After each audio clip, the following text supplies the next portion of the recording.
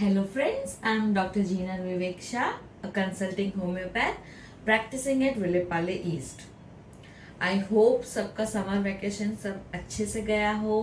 Children must have enjoyed a lot and now back to school. So and back to our routines, right? And so after relaxing a May month, we are starting again the video series of education related to health. And now today my topic is we are going to discuss is hypertension. जैसे हम बोलते हैं कि high blood pressure बढ़ जाना, ये आज हम डिस्कस करने वाले हैं. So let's begin.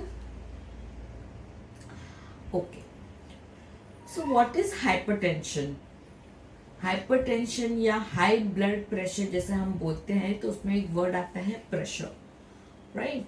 So first of all, जैसे कि हमारी एक ब्लड वेसल्स होती है, there are two types of blood vessels, arteries and veins. दोनों का काम क्या होता है? आर्टरीज जो रहते हैं उनका काम होता है ब्लड अपने हार्ट से पूरे बॉडी में ब्लड सप्लाई करना, और जो वेन्स होती है उनका काम होता है डिफरेंट सेल्स से ब्लड को कलेक्ट करके उसको प्योरीफाई करने के लिए हार्ट तक पहुंचाना. Okay, so we have two types of blood vessels through which our blood flows, arteries and veins. And now the next part is high blood pressure. So pressure जब कैसे होता है और उसको measure कैसे करते हैं? जैसे कि हम एक consider करते हैं कि जैसे एक straw है, right?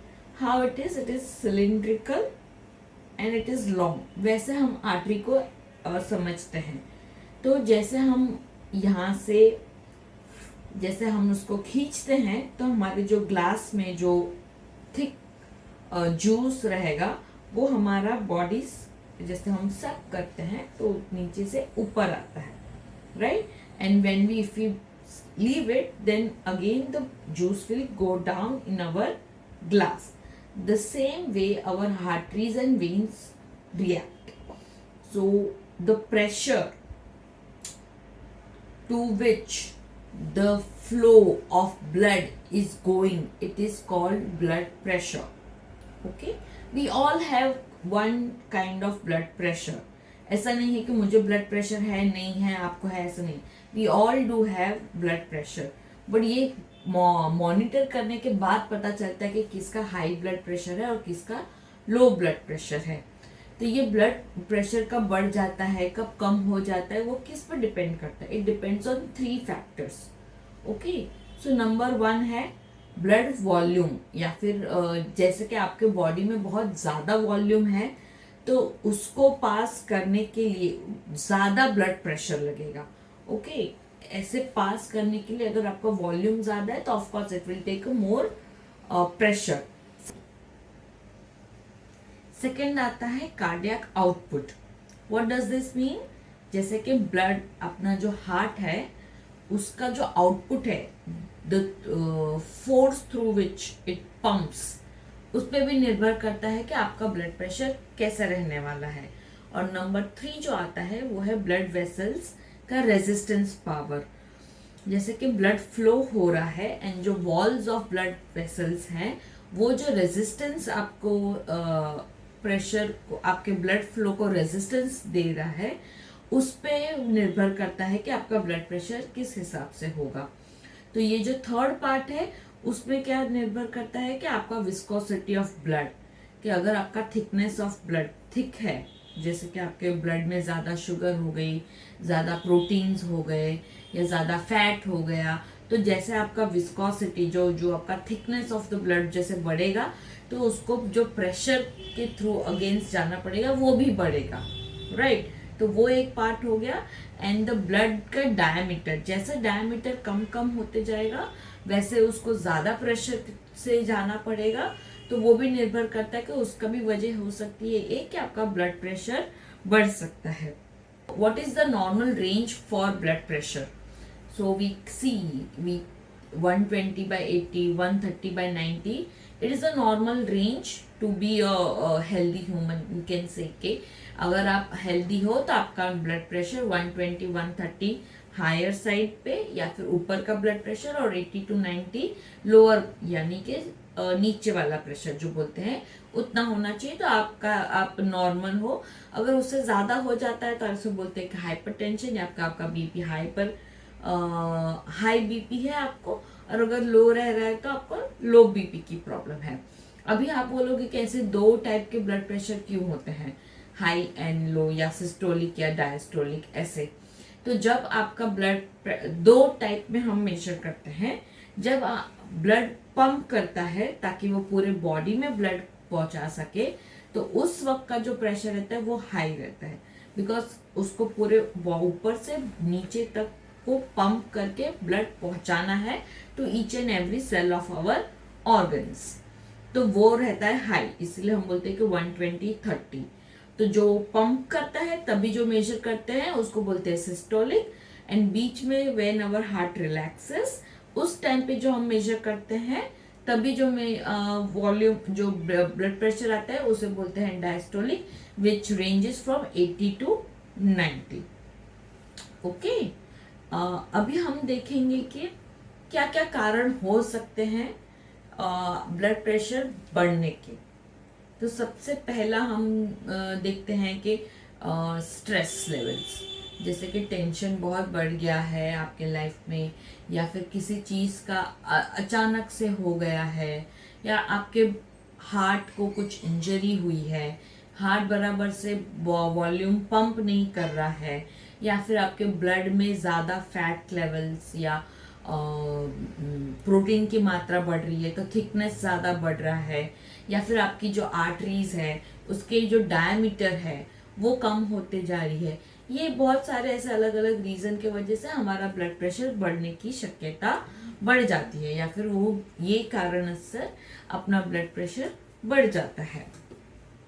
Now we come to science and symptoms of blood pressure. High blood pressure में क्या होता है, फर्स्ट ऑफ ऑल सबसे ज़्यादा नॉर्मली देखा गया है कि हेडेक होता है, और रीज़न इज अननोन, कि लोगों को पता नहीं चलता, अचानक से हेड पेन करना स्टार्ट हो जाता है, एंड दे डिस्क्राइब इट जैसे कि बहुत हैवी लग रहा है, या कोई हथौड़े से ऊपर मार रहा है, या बहुत फट रहा है। These are the words used के पेशेंट लोग बोलते हैं कि ये सारे टाइप्स ऑफ हेडेक मुझे हो रहा है, या कोई बोलेगा कि मेरी इतना हेडेक हो रहा है कि मैं खड़ा भी नहीं रह पा रहा हूँ, या आवाज़ सहन नहीं हो रही है, कि मुझे डिस्टर्ब मत करो। ये डिफरेंट वर्जन्स हैं हेडेक के, बट सबसे ज़्यादा मेन प्राइमरी सिम्टम जो बोलते हैं कि चेक कराना चाहिए, कि अगर आपको लगातार हेडेक्स हो रहे हैं तो ये आपको चेक कराना चाहिए। और लोगों में ऐसा देखा गया है कि they try to avoid it, कि आज शायद बहुत टीवी देख लिया, आज बहुत लाउड वॉल्यूम में देख लिया, आज टेंशन हो गया, आज ज़्यादा प्रेशर हो गया इसलिए हाई हो रहा है या हेडेक हो रहा है। बट ऐसा नहीं करना चाहिए। अगर लगातार आपको हफ्ते में 3-4 बार आपको ऐसा लग रहा है कि मुझे हेडेक हो रहा है, तो फिर आपको ब्लड प्रेशर अपना मेजर करवाना चाहिए। और एक बात यह है कि सिर्फ एक बार चेक करके आप बोल नहीं सकते कि मुझे हाई ब्लड प्रेशर की बीमारी है या प्रॉब्लम है and you start your medications. No, at least in a week 3 to 4 times, और वो भी डिफरेंट टाइम जोन में। कभी आपने मॉर्निंग में चेक करवा लिया, कभी आफ्टरनून में करवा लिया, कभी इवनिंग में चेक करवा लिया। तो ऐसे अलग अलग टाइम जोन में और अलग अलग दिन के मतलब हफ्ते के 3-4 दिन आपको मेजर करना चाहिए। यू कीप अ डायरी, और उसमें आप मेजरमेंट जो उतना आ रहा है उतना मेजर करके लिखो, and after a week and 2 weeks के बाद आप अज्यूम कर सकते हो कि अगर लगातार ज़्यादा आ रहा है तो आपको हाई ब्लड प्रेशर की प्रॉब्लम है।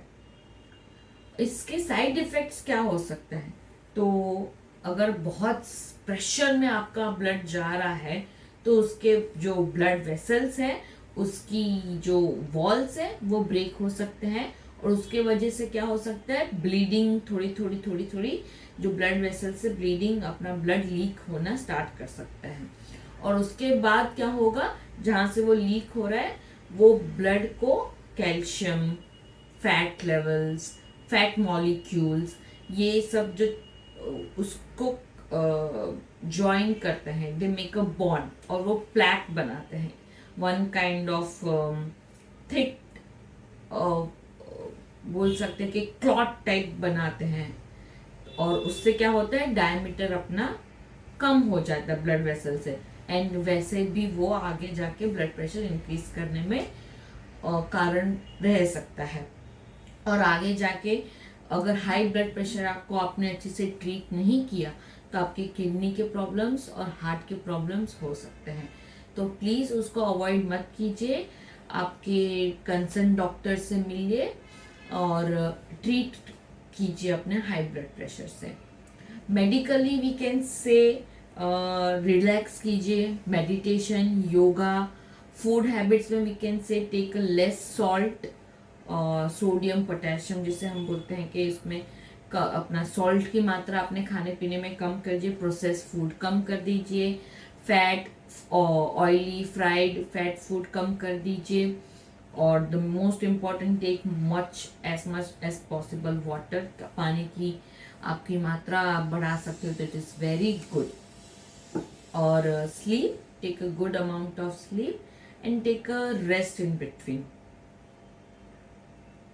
Now we come to part of homeopathy. So we are not aware, many people are not aware of कि होम्योपैथी से भी ब्लड प्रेशर ट्रीट किया जा सकता है। Even if you are in acute situation, आपका अचानक से ब्लड प्रेशर बढ़ गया है, आपको बहुत हेडेक हो रहा है, तभी आप होम्योपैथी लेके अपना हेडेक कम करवा सकते हो। और अगर आपको पता है ऑलरेडी कि आपके हाई ब्लड प्रेशर बहुत टाइम से है और आपने मेडिसिन स्टार्ट नहीं किए, तो आप होम्योपैथी ट्रीटमेंट पे लेके आपका manage blood pressure normal range में कर सकते हो।